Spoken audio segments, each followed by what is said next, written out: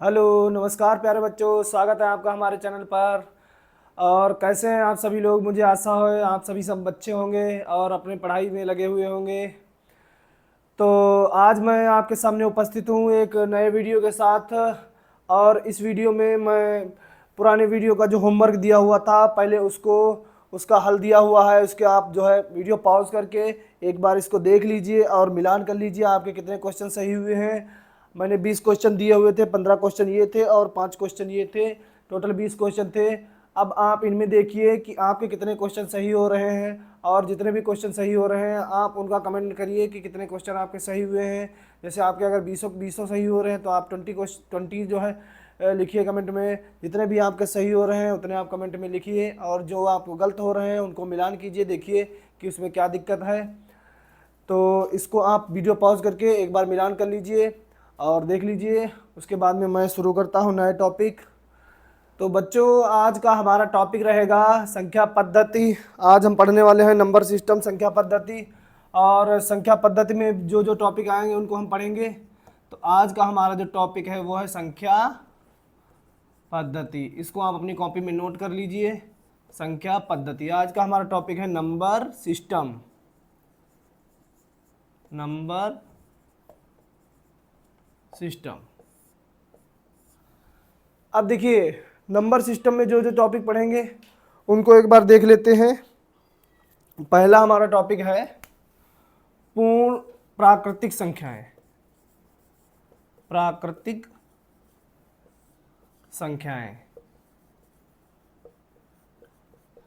प्राकृतिक संख्या मतलब नेचुरल नंबर्स।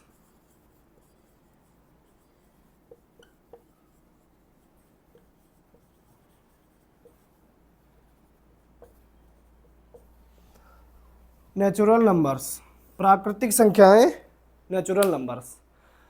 तो प्राकृतिक संख्याएं नेचुरल नंबर्स हमें पढ़ना है। तो देखिए, हमने सभी ने देखा होगा कि मान लिया आप जो है क्लासरूम में बैठे हुए हैं, तो आप जो है क्लासरूम में बैठे हुए बच्चों को गिन पा रहे हैं। गिन पा रहे नहीं गिन पा रहे? मान लिया आपके क्लासरूम में बैठे हुए हैं 10 बच्चे, तो आप इन 10 बच्चों को गिन पा रहे हैं। अब देखिए, हमारे आँख कितनी है? हमारे आँख है 2। हमारे पैर कितने हैं? तो पैर है 2। हमारे नाक कितनी है? 1। अब किसी पेड़ में मान लीजिए कोई भी पेड़ है और वो सेब का पेड़ है। सेब का पेड़ है, उसमें कितने सेब लगे हुए हैं? 100। तो वे संख्याएं जिनको हम गिन सकते हैं, देखिए वे संख्याएं जिनको हम गिन सकते हैं, जो हमारे प्रकृति नेचर ने हम संख्याएं दी हुई हैं, जैसे जिनको हम गिन पाते हैं। जैसे हमारे क्लास में बच्चे जितने बैठे हुए हैं उनको हम गिन सकते हैं। हमारे सर में बाल हैं जो वो भी काउंटेबल हैं, एक प्रकार से देखा जाए तो उनको हम गिन सकते हैं, लेकिन उनकी संख्या ज़्यादा है। उनकी संख्या ज़्यादा है, लेकिन एक एक करके अगर गिना जाए तो उनको भी हम गिन लेंगे। 10 लाख हैं, 50 लाख हैं, जो भी है, 1 लाख हैं, तो वो उनको हम गिन लेंगे। और ऐसे ही एक पेड़ में मान लिया 100 फल लगे हुए, 100 आम लगे हुए या 100 सेब लगे हुए, तो उनको हम गिन सकते हैं। तो वे संख्याएं जिनको हम गिन लेते हैं, वे संख्याएं जिनको हम गिन लेते हैं। देखिए ये क्या है? ये क्या है? ये है एक पेन। तो इसको हम गिन पा रहे हैं नहीं गिन पा रहे हैं? गिन पा रहे हैं। अब क्या हुआ? ये कितने पेन हो गए? ये है हमारे पास 3 पेन। तो इनको हम गिन पा रहे हैं? जी बिल्कुल गिन पा रहे हैं। तो वैसे ही जिन संख्याओं को हम गिन लेते हैं, जिन संख्याओं को हम गिन पाते हैं, उनको हम क्या कहते हैं? प्राकृतिक संख्याएं। तो प्राकृतिक संख्याओं को हम गिनती की भी संख्या कहते हैं। क्या की संख्या कहते हैं? गिनती की संख्या कहते हैं। तो हम इसकी अगर डिफिनेशन लिखना हुआ तो हम क्या लिखेंगे? वे संख्याएं जिनको हम गिन पाते हैं। प्राकृतिक संख्याएं वे संख्याएं होती हैं जिनको हम गिन पाते हैं या गिनती की संख्याएं। तो इनको हम लिख लेते हैं गिनती की संख्याएं। जैसे उदाहरण हो गया, जैसे 1 गिन लेते हैं, 2 गिन लेते हैं, 3 गिन लेते हैं, 4 गिन लेते हैं, 5 गिन लेते हैं। ऐसे ही आगे भी जो संख्याएं होगी जिनको हम गिन पाते हैं, वे सभी होती हैं प्राकृतिक संख्याएं। अब प्राकृतिक संख्याओं के बाद में आता है, देखिए 0। प्राकृतिक संख्याओं के बाद में हम जीरो, शून्य का जो कॉन्सेप्ट है वो समझ लेते हैं। शून्य, शून्य होता जीरो, जीरो कैसे आया? देखिए, जब हम प्राकृतिक संख्याएं लिखते हैं तो प्राकृतिक संख्याओं को लिखने, प्राकृतिक संख्याएं शुरू होती है एक से, और एक से जब शुरू होती हैं प्राकृतिक संख्याएं तो उससे पहले भी तो कोई संख्या रही होगी। तो प्राकृतिक संख्या से पहले जो संख्या होती है वह होती है जीरो, लेकिन ये प्राकृतिक नहीं होती है। शून्य जो होता है वो प्राकृतिक संख्या नहीं होती है, ठीक है। शून्य जो है वो प्राकृतिक संख्या नहीं होती है। अब इसके बाद में हम आते हैं पूर्ण संख्याएं। पूर्ण संख्याएं, पूर्ण संख्या। देखिए, जीरो को अगर हमें समझना हो तो हम कैसे समझेंगे? मान लिया कि हमने अभी बताया था कि एक पेड़ में, मान लिया सेब के पेड़ में 100 सेब लगे हुए हैं। कोई व्यक्ति आता है, वो 100 के 100 जो है वो सेब तोड़ के लिए चला जाता है। तो अब क्या होगा? वहां पर उस पेड़ में कितने कितने सेब बचेंगे? 100 थे और 100 ही वो लेके चला गया, मतलब 100 उसमें से चले गए, घट गए 100 में से। तो अब यहां पर क्या बचेगा? शून्य। ऐसे ही मान लीजिए कि हमें 3 बच्चे हैं, ये 3 बच्चे हैं, ये 3 बच्चे हैं, और 3 बच्चों को हमको 6 टॉफियां हैं, 6 टॉफियां हैं, 3 बच्चों में डिवाइड करनी है। तो अगर हम 2-2 टॉफियां डिवाइड कर देंगे तो 6 टॉफी जो है उनको क्या हो जाएंगे? वितरित हो जाएंगी, डिवाइड हो जाएंगी। और हमारे पास क्या बचेंगी? हमारे पास कुछ नहीं बचेगा। हमारे पास क्या बचेगा? कुछ नहीं, कुछ नहीं। तो वही जो कुछ नहीं होता है कि पहले था लेकिन अब नहीं है, पहले था लेकिन अब नहीं है, तो वो उसको क्या पर दर्शाते हैं? उसको शून्य से दर्शाते हैं। शून्य से दर्शाते हैं मतलब पहले था अब नहीं है। अब उसको ये नहीं कहेंगे कि शून्य का मतलब कुछ नहीं, कुछ नहीं का मतलब ये था, पहले था लेकिन अब नहीं है। तो ऐसे ही हम शून्य को समझेंगे। अब देखिए, शून्य के बाद में क्या होता है? पूर्ण संख्या। पूर्ण संख्या को इंग्लिश में कहते हैं होल नंबर्स। पूर्ण संख्या को कहते हैं इंग्लिश में होल नंबर। देखिए, पूर्ण संख्या जो होती है होल नंबर, होल नंबर को पढ़ने के लिए क्या करते हैं? जो प्राकृतिक संख्याएं होती हैं, जब प्राकृतिक संख्याओं में जीरो को भी मिला लिया जाता है, प्राकृतिक संख्याओं में जब हम शून्य को भी मिला लेते हैं, प्राकृतिक संख्याओं में जब शून्य को मिला लेते हैं तो वो बन जाती हैं पूर्ण संख्या हमारी। कैसे? देखिए, जब 1 2 3 4 5 ये हमारी सभी प्राकृतिक संख्याएं लिखी हुई, लेकिन अगर इसमें हम शून्य को भी मिला देंगे तो ये हमारी क्या बन जाएंगी? ये हमारी बन जाएंगी पूर्ण संख्याएं। ये हमारी बन जाएंगी पूर्ण संख्याएं। अब देखिए, अब इसको एक चार्ट के थ्रू, एक डायग्राम के एक गोले से हम समझ सकते हैं। देखिए, अगर ये हमारा गोला है प्राकृतिक संख्याओं का, तो प्राकृतिक संख्या में कौन कौन सी होंगी? 1 होगा, 2 होगा, 3 होगा, 4 होगा, 5 होगा। ये क्या होंगी? 1 2 3 4, ऐसे ही आगे। तो ये हमारी हो गई प्राकृतिक संख्याएं, प्राकृतिक संख्याएं। अब इसमें अगर हम क्या करेंगे? शून्य भी मिला देंगे। ये हमने अगर शून्य भी इसमें मिला दिया तो अब ये किस चीज का गोला हो जाएगा? अब ये हमारा गोला हो जाएगा पूर्ण संख्याओं का गोला। कौन सा हो जाएगा? पूर्ण संख्या। तो ये हमारा प्राकृतिक संख्या का गोला, इसमें अगर हमने शून्य मिला दिया तो ये क्या हो जाएगा? पूर्ण संख्या का गोला हो जाएगा। तो ये आप नोट कर लीजिए। फिर उसके बाद में मैं बताता हूं कि जो इंटीजर्स होते हैं, पूर्णांक होते हैं, वो क्या होते हैं।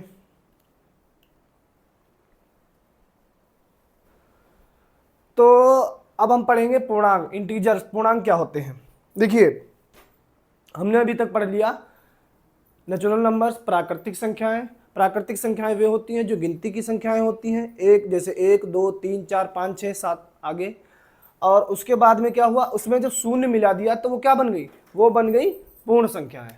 लेकिन अब क्या होता है जैसे कि जब संख्या रेखा लिखते हैं, ये देखिए संख्या रेखा है, मान लीजिए संख्या रेखा में यहाँ पर क्या है, ये है हमारा शून्य। अब इसके दाहिनी ओर जब बढ़ते हैं तो क्या होता है, दाहिनी ओर जब बढ़ते हैं तो ये पॉजिटिव, ये मतलब जो है आगे की ओर बढ़ता है, जैसे कि 1 2 3 4 5। अब क्या हुआ, जब इसके पहले आते हैं तो ये होता है -1 -2 -3 -4।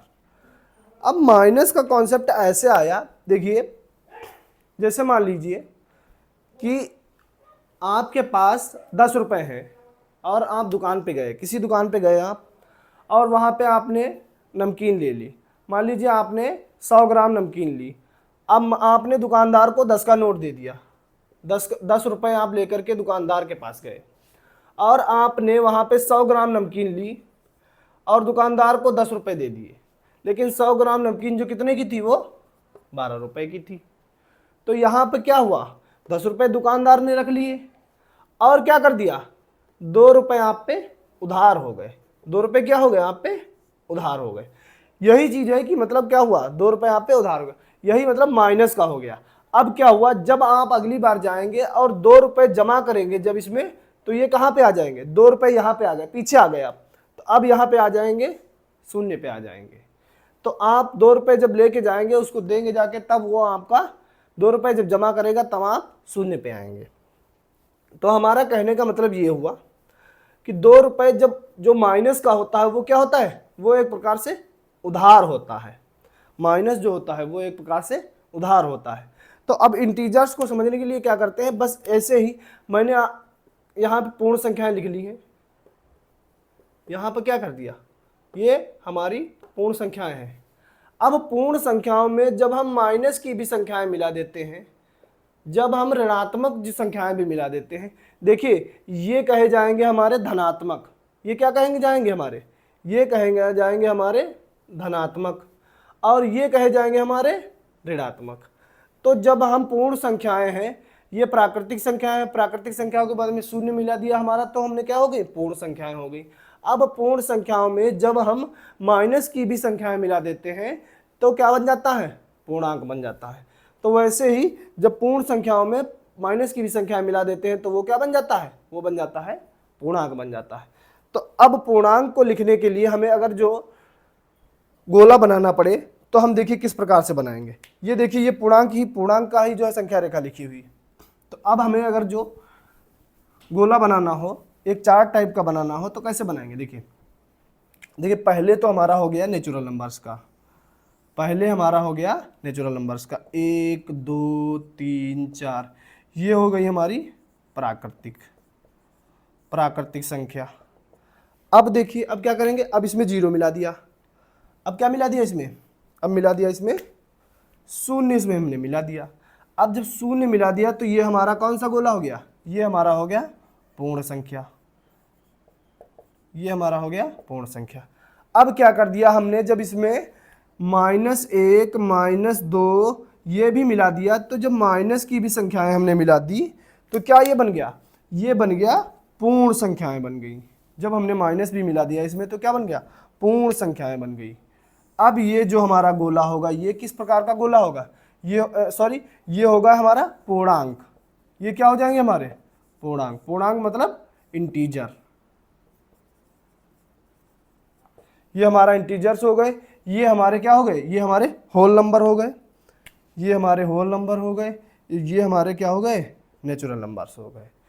तो अब देखिए इंटीजर्स को ज़्यादातर जो है रिप्रेजेंट करते हैं, व्यक्त करते हैं आई से, और होल नंबर को डब्ल्यू से, और प्राकृतिक संख्याओं को एन से।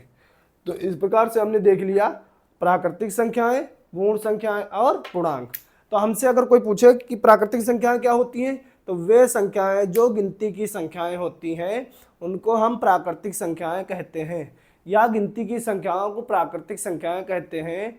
जैसे कि 1 2 3 4 5 आगे ऐसे ही बढ़ते चले जाएंगे, वो हमारी क्या हो जाएंगी, वो हमारी प्राकृतिक संख्याएं हो जाएंगी, जिनको हम गिन सकते हैं। जैसे मान लीजिए कि ये लिखा हुआ है ये कितना लिखा हुआ है, ये लिखा हुआ है हमारा इकाई, दहाई, सैकड़ा, हजार, 10,000, लाख, ये हमारा लिखा हुआ 1,00,000। अब इसको हम गिन पा रहे हैं, जब हम गिन पा रहे हैं इसका मतलब ये क्या हो जाएगी, ये हमारी हो जाएगी प्राकृतिक संख्या, ये हमारी प्राकृतिक संख्या हो जाएगी। तो जिनको भी हम गिन पा रहे हैं, जैसे रुपए पैसे हैं हमारे पास, तो वो क्या है, उनको हम गिन पा रहे हैं, तो ये हमारी प्राकृतिक संख्याओं में आ जाएंगी। ठीक है, और जब उसमें जीरो मिला दिया जाता है तो वो क्या हो जाती है, पूर्ण संख्याएं हो जाती हैं। ठीक है, और उसमें जब ऋणात्मक भी मिल जाती हैं तब उनको क्या कहते हैं, पूर्णांक कहते हैं। तो अब हम इनको कहेंगे, ये क्या हो जाएंगे, ये हमारे हो जाएंगे धनात्मक पूर्णांक, और ये हमारे हो जाएंगे ऋणात्मक पूर्णांक। ये धनात्मक पूर्णांक और ये ऋणात्मक पूर्णांक। तो ये आप चित्र बना लीजिए और ये लिख लीजिए, उसके बाद में ये चित्र। तो बच्चों ये एक हमारा क्वेश्चन है, देखिए इसको करने का प्रयास कीजिए। देखिए लिखा हुआ है शून्य प्राकृतिक संख्या है या नहीं। शून्य एक प्राकृतिक संख्या है या नहीं, शून्य एक प्राकृतिक संख्या है या नहीं, ये बताना है आपको, शून्य जो है वो प्राकृतिक है या नहीं। तो देखिए शून्य जो है वो प्राकृतिक संख्या नहीं है। हमने बताया था कि जिन संख्याओं को हम गिन पाते हैं, जो हमारे पास, जैसे ये एक पेन है तो इसको हम गिन ले रहे हैं, तो वो क्या हुआ, वो प्राकृतिक हुआ। लेकिन कहीं भी शून्य है तो उसको हम गिन नहीं पाएंगे। अगर कोई भी चीज़ हमारे पास, ये पेन मान लीजिए है, और ये पेन मैं आपको दे दूं, ये पेन मैं आपको दे दूं, अब देखिए हमारा हाथ खाली हो गया, हमारे हाथ में कुछ, तो इसको हम गिन नहीं पा रहे हैं। तो इसका मतलब ये है कि शून्य जो है वो प्राकृतिक संख्या नहीं है। शून्य एक प्राकृतिक संख्या है या नहीं, तो क्या हो जाएगा, शून्य एक प्राकृतिक संख्या नहीं है, शून्य एक प्राकृतिक संख्या नहीं है, ये आप लिख लीजिए। ठीक है, शून्य एक प्राकृतिक संख्या नहीं है। ये क्वेश्चन से अब हमारा स्टेटमेंट हो गया। अब देखिए हम क्या पढ़ेंगे, अब हम पढ़ेंगे अनुवर्ती संख्याएं, अनुवर्ती संख्याएं,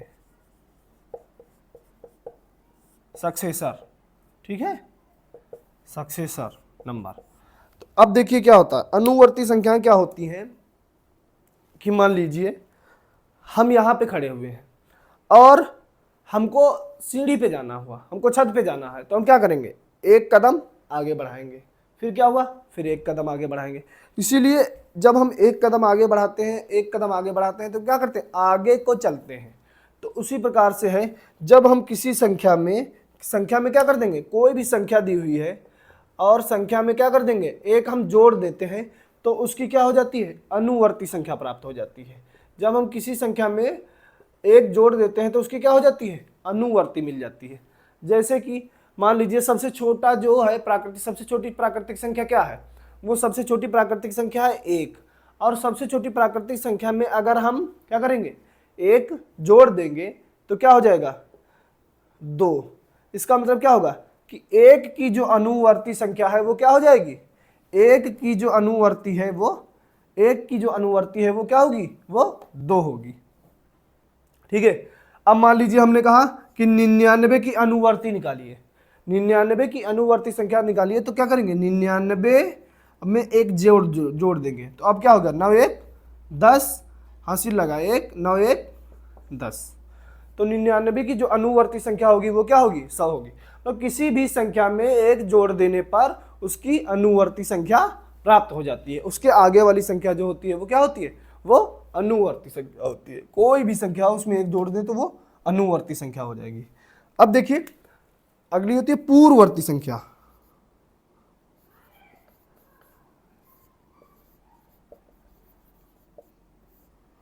पूर्ववर्ती संख्या जो होती है वो क्या होती है, पूर्ववर्ती संख्या वो होती है जैसे कोई भी संख्या में दी हुई है, अगर कोई भी संख्या दी हुई है और उस संख्या में क्या करेंगे, एक अगर घटा देंगे तो हमारी क्या हो जाती है, पूर्ववर्ती संख्या जो है वो प्राप्त हो जाती है। जैसे मान लीजिए हमने लिखा हुआ है 10, जैसे मान लीजिए हमने सबसे छोटा नंबर लिखा हुआ है, सबसे छोटी प्राकृतिक संख्या वो लिखी हुई है 1। अब अगर 1 में से हम 1 घटा देंगे तो क्या हो जाएगा, शून्य मिल जाएगा। तो इसका मतलब क्या होगा, 1 की जो पूर्ववर्ती संख्या होगी वो क्या होगी, शून्य होगी। 1 की जो पूर्ववर्ती होगी संख्या वो शून्य होगी, 1 की पूर्ववर्ती संख्या शून्य होगी। अब जैसे हमारे पास लिखा हुआ, मान लीजिए 100 लिखा हुआ है और 100 में एक घटा देते हैं। 100 की पूर्ववर्ती निकालनी है तो क्या करेंगे, 100 की अगर पूर्ववर्ती निकालनी है तो क्या करेंगे, 100 में से एक घटा देंगे। 100 में से एक घटा देंगे तो क्या हो जाएगा, 100 की जो पूर्ववर्ती संख्या होगी वो क्या हो जाएगी, 100 की पूर्ववर्ती निकालनी है हमको तो क्या करेंगे, 100 माइनस 1 बराबर कितना हो जाएगा, 99। इसका मतलब 100 की जो पूर्ववर्ती संख्या होगी वो क्या हो जाएगी, 100 की पूर्ववर्ती संख्या 100 माइनस 1 क्या हो जाएगी, 99 हो जाएगी। तो हमने एक चीज देखा है यहाँ पर, ये देखा है कि जो पूर्ववर्ती संख्या होती है, मान लीजिए कि ये जो 3, मान लीजिए 3 हमारे पास लिखा हुआ है, तो 3 की अगर हम पूर्ववर्ती देखेंगे, पहले तो हम क्या करेंगे, 3 को लिखेंगे, मान लीजिए हमने लिखा 3, अब ये 3 लिखा तो इसको अगर पूर्ववर्ती निकालेंगे तो 3 की पूर्ववर्ती क्या होगी, 2 होगी। 3 को जो पूर्ववर्ती होगी वो क्या होगी, ये है पूर्ववर्ती। और अगर जो हमको 3 की अनुवर्ती निकालनी है तो 3 की अनुवर्ती क्या होगी, 4 होगी। अब देखिए 3 की जो पूर्ववर्ती है और 3 की अनुवर्ती, तो कोई भी संख्या है उस संख्या की अगर जो पूर्ववर्ती और अनुवर्ती के बीच का जो अंतर होता है वो कितना होता है, 2 का। जो अंतर होता है वो अंतर कितना होता है, वो अंतर होता है, कोई भी संख्या दी हो और उस संख्या में पूर्ववर्ती और अनुवर्ती का जो अंतर होता है वो 2 का होता है, एक छोड़ करके होता है। तो 3 की पूर्ववर्ती क्या होगी, 2, और 3 की अनुवर्ती जो होगी वो 4 होगी, इसलिए दोनों का अंतर कितना हो जाएगा, 2। यहां ध्यान रखिए, इसको आप जो है लिख लीजिए।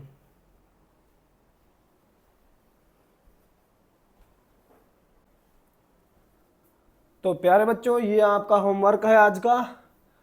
क्वेश्चन 1, 2, 3, 4 क्वेश्चन दिए हुए हैं।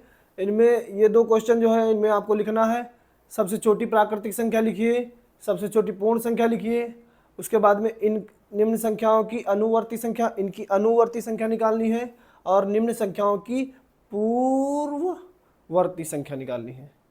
निम्न संख्याओं की पूर्ववर्ती संख्या निकालनी है, ठीक है। निम्न संख्याओं की पूर्ववर्ती संख्या, तो इनकी पूर्ववर्ती संख्या निकालिए, इनकी अनुवर्ती संख्या निकालिए, इन 2 क्वेश्चनों को हल कीजिए। और ये आपका इतना होमवर्क हो गया, इसको आप जरूर कंप्लीट कर लीजिएगा।